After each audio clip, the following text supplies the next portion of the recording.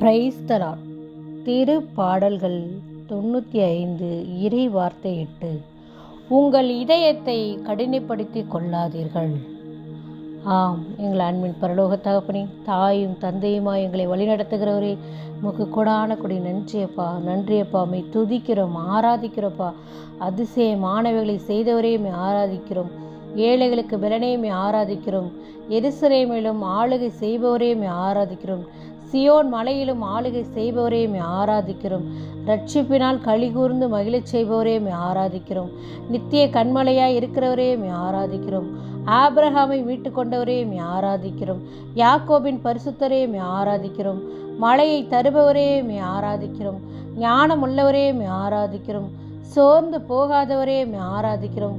புது பலன் அடைய செய்கிறவரே மை ஆராதிக்கிறோம். ஆராதிக்கிற தகப்பனே அப்பா, புது பலன் கொடுத்து சோர்ந்து போகாதபடிக்கு நீ வாழ ஞானத்தை கொடுக்கிற அன்பு தகப்பனப்பா. நித்திய கண்மலையில் இருக்கிறவர் அப்பா, சியோன் மலையில் ஆட்சி செய்கிறவர். இந்த நாளில் கூட எங்கள் மத்தியில் பிரசன்னமாக இறங்கியிருப்பதற்காக இவருக்கு நன்றி நன்றி நன்றி அப்பா. உங்கள் இதயத்தை கடினப்படுத்தி கொள்ளாதீர்கள். ஆண்டவர் சொல்லியிருக்கார், இந்த நாளில் கூட உங்கள் இதயத்தை நீங்கள் கடினப்படுத்துறதுனால உங்களோட வாழ்க்கை எப்படி மாறும். நான் இதெல்லாம் ஆண்டவர் இடத்துல கேட்கிறேனே, எனக்கு தரலையே அப்படின்னு சொல்லிட்டு நம்ம என்ன செய்கிறோம்? அவர்கிட்ட நம்ம ஓடி போகிறோம், நமக்கு கிடைக்கல. நம்ம கிடைக்காத சூழ்நிலையில் வரும்போது நாம் சோர்வடைந்து நம்ம உள்ளத்தில் வேண்டாம், அந்த கடவுளே வேண்டாம், இவரை கும்புறதுனால நமக்கு என்ன நடக்குதுன்னு சொல்லி நம்ம ஆண்டவரை வெறுத்து ஒதுக்கி நம்ம பின்னாடி போகிறோம்.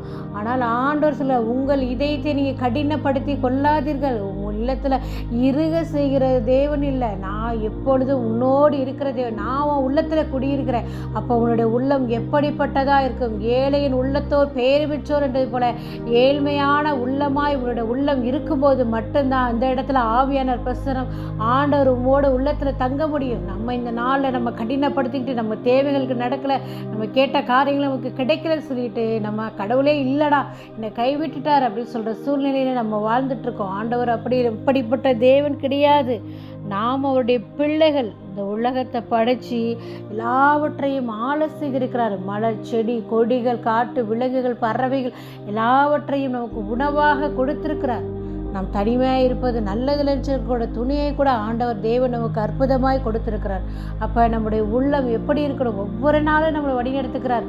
ஒவ்வொரு நாளும் புதுப்படைப்பாய் நமக்கு ஜீவனை கொடுக்குறார், உணவு கொடுக்குறார், உடையை கொடுக்குறார், இருப்பிடத்தை கொடுக்குறார், குடும்பத்தை கொடுக்குறாரு. நம்முடைய தேவைகளை எல்லாம் சந்திக்கிற தேவன். அவரை நம்ம உள்ளத்தில் ஏற்றுக்கொண்டு வாழும்போது நம்மளோட உள்ளம் எப்படியா இருக்கணும்? மகிழ்ச்சியாக இருக்கணும், பிரகாசமாக இருக்கணும். அதில் அன்பு மட்டும்தான் இருக்கணும், பொறுமை இருக்கணும், கனிவு இருக்கணும், தாழ்ச்சி இருக்கணும், அமைதி இருக்கணும். எல்லாமே இருக்கும்போது நிச்சயமாக நம்முடைய வாழ்க்கை மாறும். நம்ம உள்ளமும் பரிசுத்தப்படும் என்று இந்த நாளில் இரவு பொழுது ஜெபித்து கொண்டு இருக்கிற பிள்ளைகளுக்கெல்லாம் ஒரு ஆசீர்வாதத்தினால நீங்கள் தருவீங்கன்ற நம்பிக்கையோட கூட ஜெபிக்கிறப்பா. அது விடுகின்ற காலை பொழுது நல்ல வளமான நலமான எதிர்காலத்தின் நாளாக நீர் எங்களுக்கு அமைத்து திறப்பதற்காக நன்றி செலுத்துகிறப்பா. எங்கள் ஆண்டவராகிய கிறிஸ்துவை மன்றாடுகிறோம். ஆமென்.